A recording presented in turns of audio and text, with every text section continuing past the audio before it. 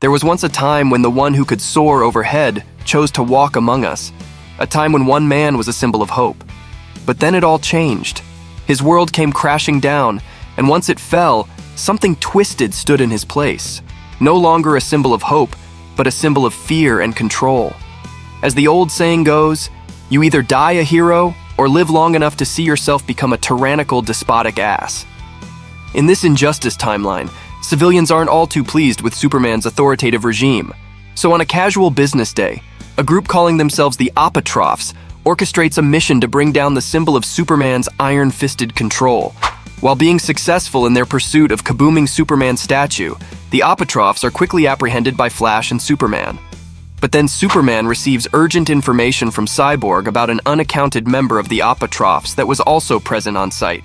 As the two Supes scan the area for the missing member, a bench suddenly changes its form in hopes of saving the group.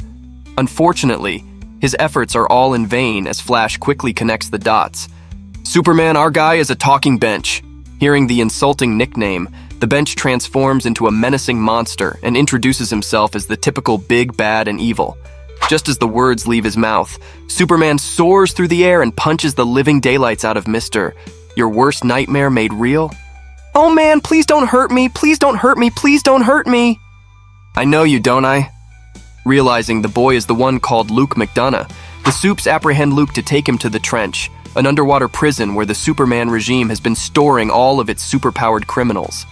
Surprisingly enough, the arrival of Luke McDonough is only met with concern and apprehension as the Supes find themselves contemplating their next move.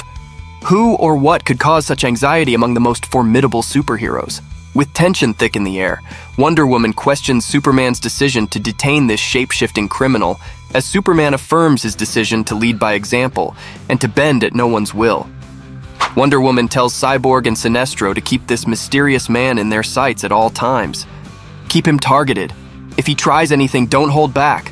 This is ridiculous, But Wonder Woman quickly cuts off Sinestro and firmly tells him that the person they are about to face is more capable, more dangerous than he could possibly comprehend. He's here, able to morph into anything. He can bounce, he can stretch, and no weapon is as sharp as his wit, and is called Patrick O'Brien, or better yet, Plastic Man. With a zesty smile, Patrick confidently marches in. I like what you've done with the place. Seriously, I don't know who your interior decorator is, but they absolutely nailed that overwhelming, crushing feeling of oppression. Kudos. What do you want, Plastic Man? As Wonder Woman raises the question, Patrick tells his audience to stop pretending like they don't know what he's here for. We can't release your son. Of course you can. What's the point of being a despot if you can't abuse your powers for your friends? All the best dictatorships have a healthy sprinkling of nepotism. Patrick flashes his pearly whites and extends his hand out for a high five. However, not being a joker himself, Superman sternly eyes Patrick. During all the eyeballing, Diana rushes to Clark's honor and tells Patrick, Superman is no despot. He's literally sitting on a throne. It's a chair. That's a very big chair, compensating for something. Deciding to give the League a reality check, Patrick asks the Supes if they still think they're the good guys. Even if you won't look in the mirror, at least take a look at your teammate, Sinestro. He has an actual bad guy mustache. He's not even trying to hide it. I bet he twirls it every time he thinks no one's watching and laughs maniacally. Unfortunately for Patrick, his roast session only falls on deaf ears as Sinestro tells him, We've heard enough, Plastic Man. You won't change our minds. What the hell's wrong with you? Considering all this started with the death of your kid, I figured you'd have a bit more empathy for... That's when Superman has enough of Patrick's tantrum and decides to take matters into his own fists. But right in the moment of climax, Flash stops Superman and tells Patrick that it's time to go.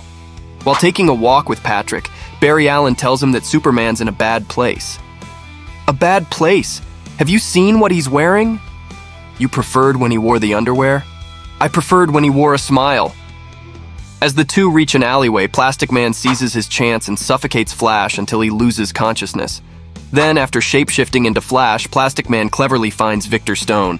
Plastic Man's going after his son. As expected, Cyborg falls right into his trap and states that Plastic Man cannot survive the pressures of the deepest part of the ocean. Still, to ease his colleague's tension, Cyborg shows him the tight security of the trench.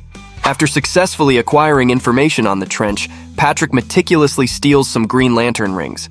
With his plan set in motion, Plastic Man hitches a ride to the middle of the ocean and dives to rescue his son. I've hidden from responsibility for most of my life, from those I've wronged, from those who needed me. I've hit rock bottom so many times, but I've always found new and innovative ways to sink even lower, as a criminal, a disappointment, something to be ashamed of, to keep hidden. And then I changed. At least I thought I changed. I was in the Justice League. Being in the Justice League, saving the planet, I thought it was enough, but it's just another excuse for never being there. As Patrick reflects on his past, he asserts, "I'm through not being there. Never made it to your games, Luke, but I'm coming to the bottom of the world to break you out of the most secure facility ever constructed." After infiltrating the prison, Plastic Man shapeshifts into a prison guard and makes his way into the mess hall. Overseeing the criminals, Patrick thinks to himself, "This right here is one of the stupidest things I've ever seen. Let's gather the most unstable people on Earth and put them all in a giant bubble under the most extreme pressures on the planet." After an internal conversation with himself, Patrick chooses his pawn, an inmate. "Don't react. I'm not who you think I am. I'm a friend. I'll get all of you out of here, but I need information." "I'm listening." "Duke McDonough, he's a shapeshifter. He was just brought in. Is he here?" "He'll be in a sealed cell in the basement." "Okay, I'm going to go get him, then I'm coming back to free you, but I need something else from you." "Hey, Bane." "What?" "I don't know how to properly insult your mother in your language." After saying that, Kilowog headbutts the hell out of Bane, causing quite the commotion. So once a full-fledged fight breaks down amongst the inmates, Plastic Man uses the distraction to move on to the next part of his plan. But as he proceeds to the basement, he hears a voice addressing him. "That's enough." "What the hell?" "Plastic Man, I was told to look out for you. I don't know how you got in, but this prison break ends here." In response, Plastic Man flashes one of his cool dude smirks and candidly says, "Sure it does. The door is sealed. There is nothing you can do. The lock is impenetrable and the guards don't have access to the keys." "Uh-huh." And then Plastic Man uses his power to transform his hand into the key. "Hey, look! Found the key!" As the gate to every cell opens up, Luke adjusts his eyes to the presence before him. "Dad?" Once the alarm sets to blare, Plastic Man tells his son, "That's the alarm. Superman and his league of brainwashed sycophants will be coming. We have to go now." But as they're about to make their exit, Patrick recalls his promise to Kilowog. The inmate tells Luke to hang on. "You should have this." "What's this?" "It's our way out of here." In the meantime, Superman and his supes are informed about the commotion in the trench. Quick on their feet, they instantly make their way over to the prison.